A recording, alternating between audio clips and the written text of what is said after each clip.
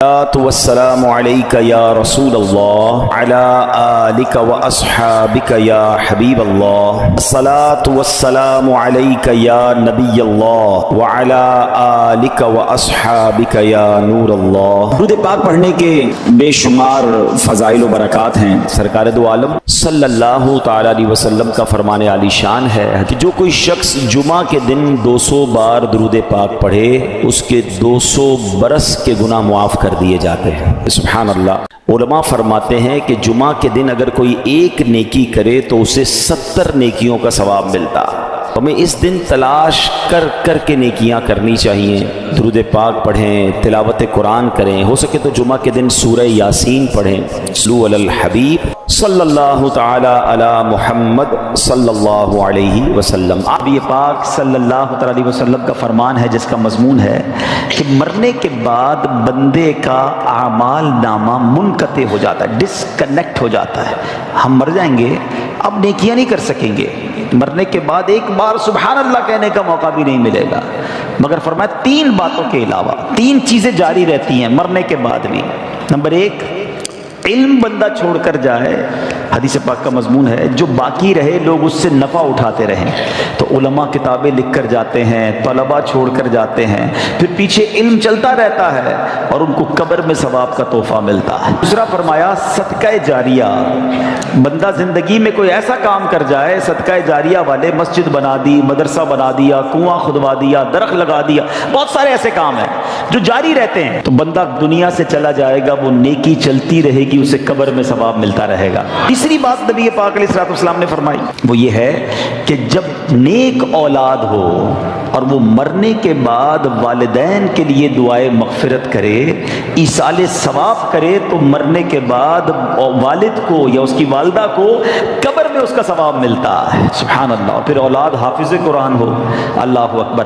حفظ قرآن کے فضائل اس قدر بیان ہوئے، احادیث کا مضمون ہے کہ جو حافظ قرآن ہوتا ہے نا، وہ حافظ قرآن جس نے قرآن کو یاد کیا، اس کے حلال کو حلال جانا، اس کے حرام کو حرام جانا، بروز قیامت وہ اپنے گھر والوں میں سے ایسے 10 لوگوں کی شفاعت کرے گا جن پر گناہوں کی وجہ سے جہنم واجب ہو چکا تھا، اتنے گناہ ہو گئے تھے کہ جہنمی بن گئے تھے، مگر حافظ قرآن ایسے 10 لوگوں کو گویا جہنم سے نکال کر جنت میں لے جائے گا۔ قیامت کے دن جنہوں نے قرآن حفظ کیا ہوگا، قرآن پڑھا ہوگا، ان کے والدین کو جنتی لباس پہنایا جائے گا، جنت کا تاج پہنایا جائے گا۔ وہ پوچھیں گے یا اللہ یہ عزت، یہ اکرام کس وجہ سے؟ فرمایا جائے گا تمہاری اولاد کے قرآن کو تھامنے کی وجہ سے۔ اپنے بچوں کو عالم بنائیں، اپنے بچوں کو حافظ قرآن بنائیں۔ نبی پاک علیہ السلام کا فرمان عالی شان ہے جو شخص اپنے بیٹے کو ناظرہ قرآن کریم سکھائے اس کے سب اگلے پچھلے گناہ بخش دیے جاتے ہیں، اور جس نے اپنے بچے کو بغیر دیکھے پڑھنا سکھایا تو اللہ تعالیٰ اس باپ کو 14ویں رات کے چاند کی مانند اٹھائے گا اور اس کے بیٹے سے کہا جائے گا پڑھ، جب بھی وہ ایک آیت پڑھے گا اللہ تعالیٰ اس کے باپ کا ایک درجہ بلند فرما دے گا، یہاں تک کہ وہ پورا قرآن پاک ختم کر لے۔ سبحان اللہ۔ بچے کو قرآن سکھانا کس قدر فضیلت کا باعث ہے۔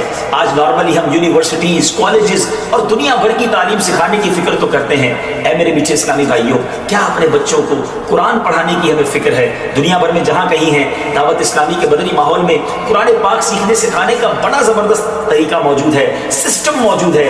خود بھی قرآن پڑھیے اور اپنے بچوں کو بھی قرآن پاک کی تعلیم دیجیے۔ اللہ تعالی ہم سب کے دلوں کو نور قرآن سے منور فرمائے۔ یہ بڑا مجرب ایک عمل ہم نے دیکھا، بزرگوں سے سنا کہ جس کے یہاں بیٹا نہ ہوتا ہو یا بیٹی کی تمنا ہو تو وہ سیدنا حمزہ رضی اللہ تعالیٰ کے مزار پر حاضری دے کر یہ تمنا کرے کہ یا اللہ ان کی برکت سے مجھے بیٹا عطا فرما، اور جب بیٹا عطا ہوگا تو میں اس کا نام حمزہ رکھوں گا۔ کئی حمزہ ملے مجھے، یہ بتایا تھا، ہم نے وہاں جا کے نیت کی اور یہ حمزہ ہمیں مل گیا۔ تو چلیں جو نہیں جا سکتے آج ان کا تصور کر کے اللہ سے دعا کرنی ہے کہ اللہ ان کے صدقے بیٹا عطا فرما دے، ہم بیٹا نبی پاک کے مبارک چچا کے نام پر حمزہ رکھیں گے۔ میرا کریم مولا دینے والا ہے اور اچھوں کے صدقے ہم پر بھی کرم ہو جائے گا انشاءاللہ۔ اچھا، حافظ قرآن کے حوالے سے ایک مدنی پھول اور دوں، یہ غفران بیٹا کے لیے بھی ہے، یوسف بھائی کے لیے بھی اور باقی لوگوں کے لیے بھی، کہ جب آپ کے بچے یا بچی حافظ قرآن بن جائے نا، ہمارا بہت بڑا ٹارگٹ ہوتا ہے یہ حافظ بن جائے۔ میرے حساب سے حافظ بنانا آسان ہے، حافظ برقرار رکھنا مشکل ہے۔ جیسے جیسے عمر بڑی ہوگی نا، اس کی زندگی میں اور مصروفیات بھی آئیں گی، تو اب حفظ بھلا دیتے ہیں لوگ، تو اس کا شاندار طریقہ یہ ہے کہ اب حافظ بن گئے، اب مرتے دم تک قرآن یاد رہے اس کا انتظام کرنا ہوگا، روزانہ دہرائی بھی ہوگی، جب کاروبار نوکری پہ لگ جائیں تب بھی روز کا 1 گھنٹہ مخصوص کرنا پڑے گا جو قرآن کو دہراتا رہے، ہر رمضان میں مصلی سنائیں تاکہ یہ حفظ باقی رہے، ورنہ چلا جاتا ہے۔ تو اگر آپ کو بچوں کو حافظ بنانا ہے بنانا چاہیے، لیکن اس کے بعد کا بھی نظام بنانا چاہیے۔ پہلے مدرسے میں پڑھاتے ہیں، حافظ بناتے ہیں، پھر اسکول میں ڈالتے ہیں، وہ جو مدری منا ہوتا ہے بابو بن جاتا ہے، اور اس کے بعد اس کو پتہ نہیں ایسی لائن میں ڈال دیتے ہیں کہ وہ سارا قرآن بھول جاتا ہے۔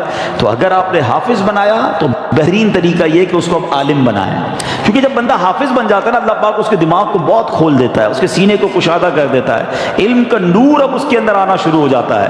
تو جب وہ عالم بنتا ہے تو کہتے ہیں نا سونے پہ سہاگا، نور علی نور ہو جاتا ہے۔ تو اپنے بچوں کو حافظ بنائیں اور پھر عالم بنائیں۔ لوگ بڑے فخر سے کہتے ہیں میرا بیٹا P H D, doctor, engineer, ایک حدیث نہیں سنا سکتے کسی انجینئر کی فضیلت کی، کسی ڈاکٹر کی فضیلت کی۔ علماء کی فضیلتوں کے باب بھرے ہیں۔ نبی پاک علیہ الصلوۃ والسلام فرماتے جس کا مضمون ہے جب اور لوگ قیامت کے دن جنت میں جائیں گے نا تو علماء کو روک لیا جائے گا کہ رکو، باقی لوگوں کی شفاعت کر کے انہیں بھی جنت میں ساتھ لے جاؤ۔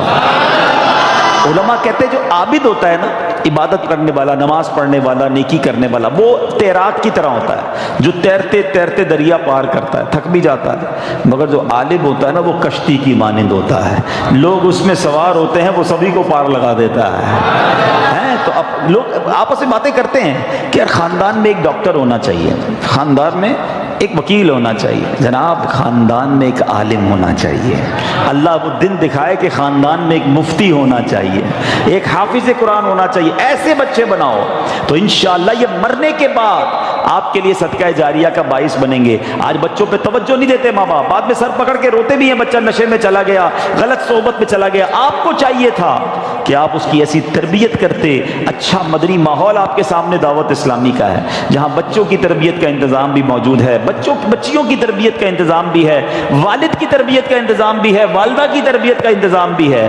ہر طرف دعوت اسلامی نے مدرسے، جامعات، پھر ماشاءاللہ گھر بیٹھ کر مدنی چینل دیکھیں تو سب کی تربیت ہونا شروع ہو جاتی ہے۔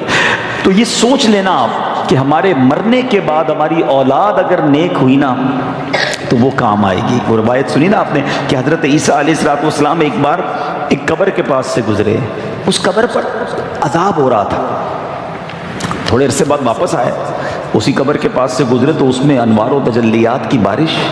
آپ نے کہا یا اللہ پہلے عذاب ہو رہا تھا اب رحمتیں برس رہی ہیں، یہ سب کیسے ہوا؟ ارشاد باری ہوا عیسیٰ جب یہ بندہ دنیا سے گیا تھا گناہگار تھا، بڑے گناہ کیے تھے، قبر میں عذاب ہو رہا تھا، مگر اپنی بیوی کو پریگننٹ حاملہ چھوڑ کے مرا تھا۔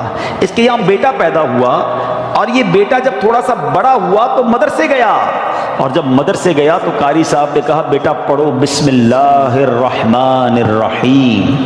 جب اس کے بیٹے نے زمین کے اوپر مجھے رحمان اور رحیم کے نام سے پکارا، اے عیسیٰ مجھے حیا آئی کہ اس کے باپ کو زمین کے اندر عذاب دوں، میں نے اس کے عذاب کو دور کر دیا۔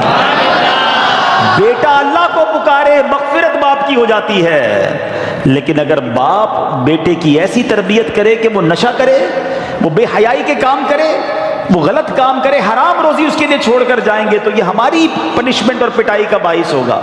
اللہ کرے کہ ہماری اولاد نیک بنے۔ اور یہاں اب میں بچوں سے بھی بات کر لوں کہ جن کے ماں باپ چلے گئے یا ماں باپ بوڑھے ہیں، ایسے کام نہ کرنا جس سے ماں باپ کو قبر میں تکلیف ہو۔ اگر وہ چلے گئے نا تو ان کے لیے خوب ایصال ثواب کرو، صدقہ خیرات کرو، نمازیں پڑھو، دعائیں کرو کہ اللہ ہمارے ماں باپ کی مغفرت کر دے، ان کی قبروں کو جنت کا باغ بنا دے۔ قرآن کہتا ہے کیسے دعا کرنی ہے؟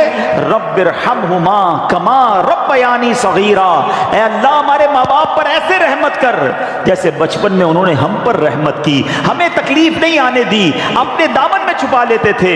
اے اللہ اب قبر میں ہمارے ماں باپ تیری رحمت کے حوالے ہیں، اب تو اپنی رحمت کی چادر میں چھپا لے، میرے مولا ان کے گناہ معاف فرما اور ان کی قبروں کو جنت کا باغ بنا دے۔ تو بہرحال میں ایک بار پھر مبارکباد پیش کرتا ہوں اور باقی لوگوں کو بھی یہ درس دوں گا کہ اپنے بچوں کو دعوت اسلامی کے مدرسوں میں بھیجیں، جامعات میں بھیجیں، بچے عالم بن گئے، حافظ بن گئے، قرآن پڑھنے والے بن گئے۔ یاد رکھنا میرے آپ کے مرنے کے بعد